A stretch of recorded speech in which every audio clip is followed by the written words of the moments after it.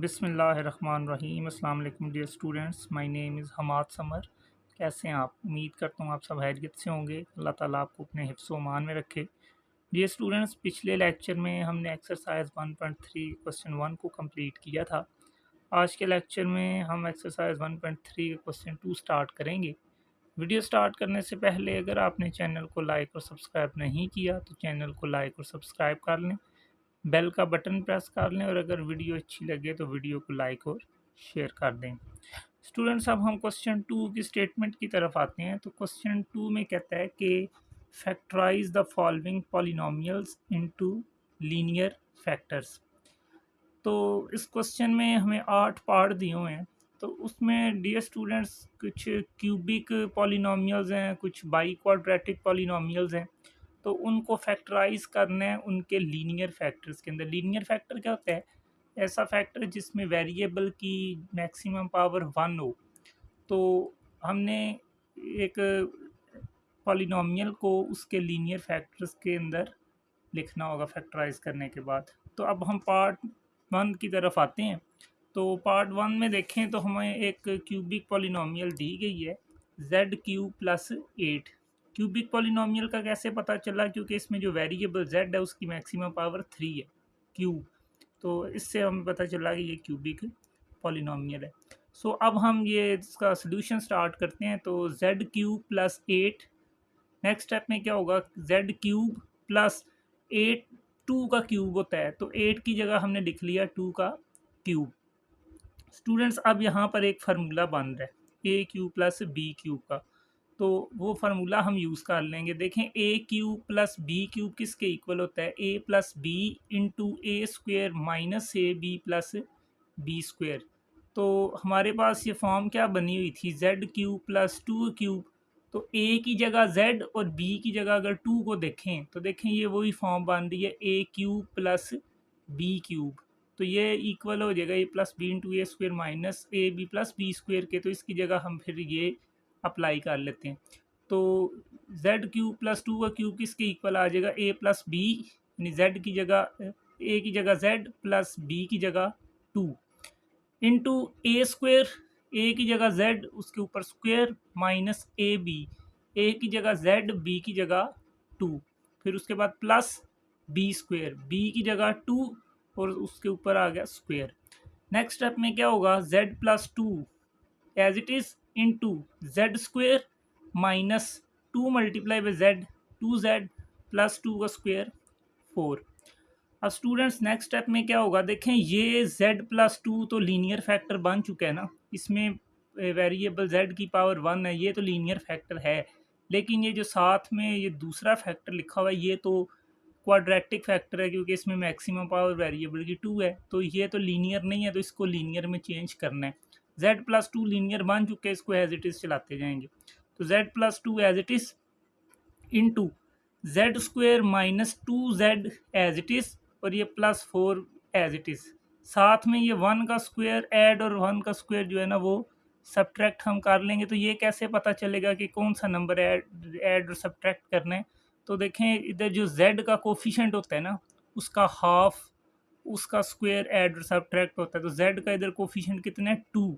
तो 2 का हाफ क्या हो जाएगा? 1। तो 1 का स्क्वेयर ऐड भी कर लेंगे और 1 का स्क्वेयर सब्ट्रैक्ट भी कर लेंगे। और उसकी रीज़न ये है कि यहाँ पर स्क्वेयर का फार्मूला कंप्लीट हो जाए। नेक्स्ट स्टेप में क्या होगा? z plus 2 as it is into Z square minus ये 2z को तोड़ के लिख लें तो 2 इंटू जेड इंटू 1, क्योंकि 2 1s आर 2, साथ में क्या आ गया इसके z। उसके बाद ये आ गया प्लस 1 का स्क्वेयर माइनस 1 का स्क्वेयर 1 हो जाएगा और प्लस 4।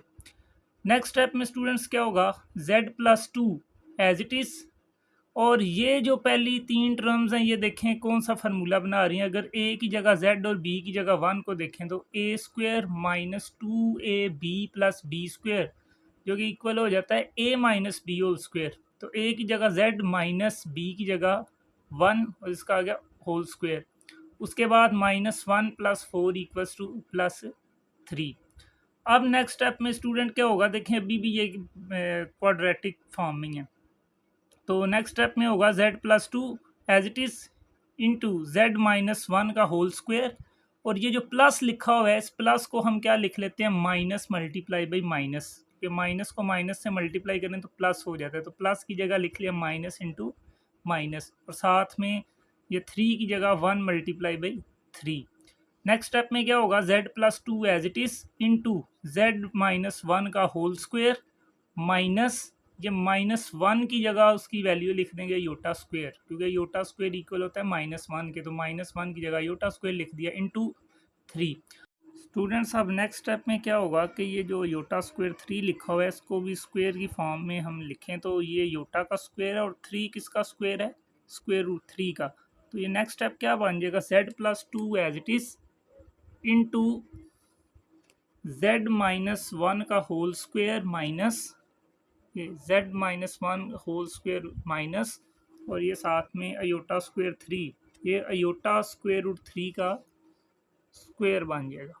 ठीक है स्टूडेंट्स, तो अब इस हिस्से में देखें तो z माइनस वन को अगर a कहें और अयोटा स्क्वेयर रूट 3 को b, तो ये बन रहा है a square minus B square.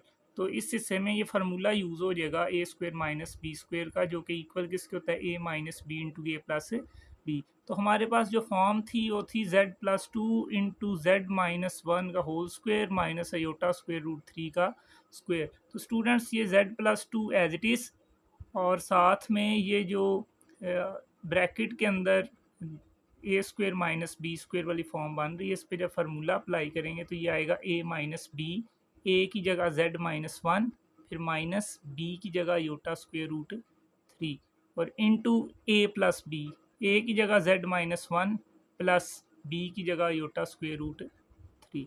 Students अब हम क्वेश्चन 2 के पार्ट नंबर 2 की तरफ आते हैं, और पार्ट नंबर 2 में जो पोलिनोमियल हमें दी गई है वो है जेड क्यू प्लस 27। सो जेड क्यू प्लस 27 को हम लिख सकते हैं जेड क्यू प्लस 3 का स्क्वेयर, क्योंकि 27 जो है वो 3 का स्क्वेयर होता है। सो अगर a की जगह z और b की जगह 3 को देखें, ठीक है, तो ये फॉर्म भी बनती है ना a cube plus b cube. तो यहाँ पर हमारे पास एक फार्मूला बन जाएगा a cube plus b cube का, जो कि किसके इक्वल होता है a plus b into a square minus a b plus B square.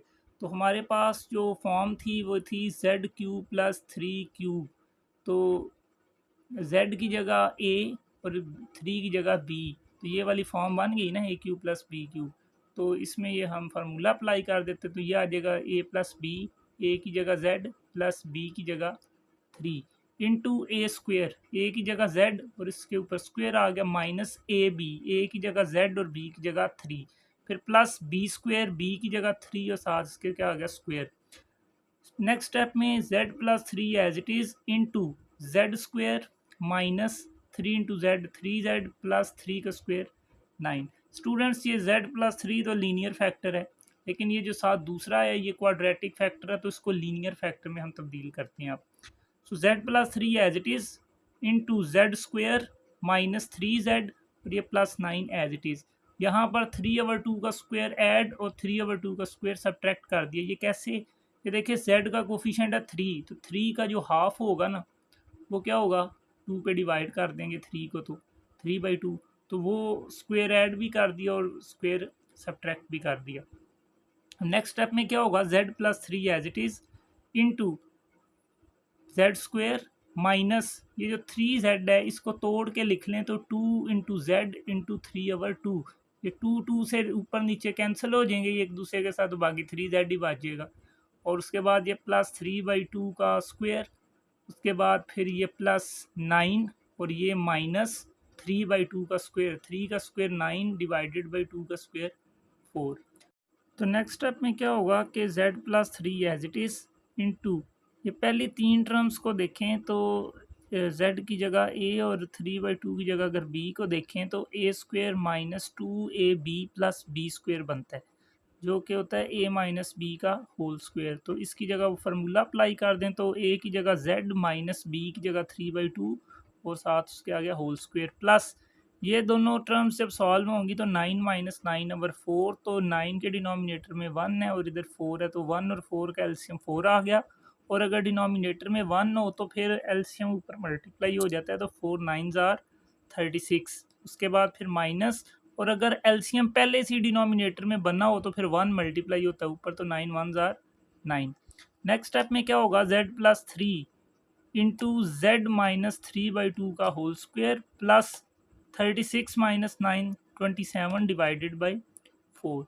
अब नेक्स्ट स्टेप में स्टूडेंट्स क्या होगा, ये z+3 as it is into z-3/2 का होल स्क्वायर, और उसके बाद नेक्स्ट जो प्लस है, इस प्लस की जगह हम लिख लेते हैं माइनस इंटू माइनस, ये माइनस इंटू माइनस, और साथ में जो 27/4 है उसकी जगह हम लिख लेते हैं 1 इंटू 27/4।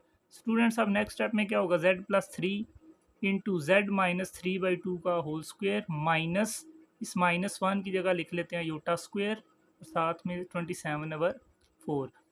नेक्स्ट स्टेप में क्या होगा, z+3 इंटू z-3/2 का होल स्क्वायर और माइनस, ये अयोटा का स्क्वायर है और ये स्क्वायर रूट 27/2 का स्क्वायर है, तो इसको हम लिख लेंगे अयोटा इंटू 27 का स्क्वायर रूट डिवाइडेड बाई 2 का स्क्वायर, क्योंकि अयोटा का स्क्वायर लेंगे तो ये बन जाएगा, स्क्वायर रूट 27 का स्क्वायर लेंगे तो ये 27 रह जाएगा, और डिवाइडेड बाई 2 का स्क्वायर लेंगे तो 4 आ जाएगा। स्टूडेंट्स अब नेक्स्ट स्टेप में क्या होगा कि ये z+3 इंटू z-3/2 का होल स्क्वायर माइनस अयोटा, और स्क्वायर रूट 27 की जगह लिख लें 9 × 3 डिवाइडेड बाई 2 और इसका स्क्वायर।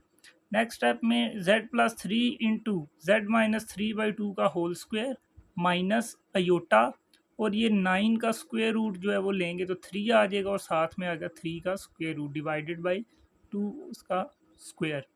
अब यहाँ पर a की जगह देखें z-3/2 को, और b की जगह अयोटा 3 स्क्वायर रूट 3/2 को, तो यहाँ फार्मूला बन रहा है a square minus B square वाला, तो ये हम फार्मूला इधर यूज़ कर लेते हैं, a square minus B square equals to a minus B into a plus B. तो स्टूडेंट्स ये z+3 एज इट इज़, और यहाँ पर जब फार्मूला अप्लाई करेंगे तो a माइनस बी, a की जगह z-3/2, फिर माइनस b की जगह अयोटा 3 स्क्वायर रूट 3/2 इंटू ए प्लस बी, तो ए की जगह z-3/2 प्लस बी की जगह अयोटा 3 स्क्वायर रूट 3/2। तो स्टूडेंट्स ये था क्वेश्चन नंबर 2 का पार्ट नंबर 2।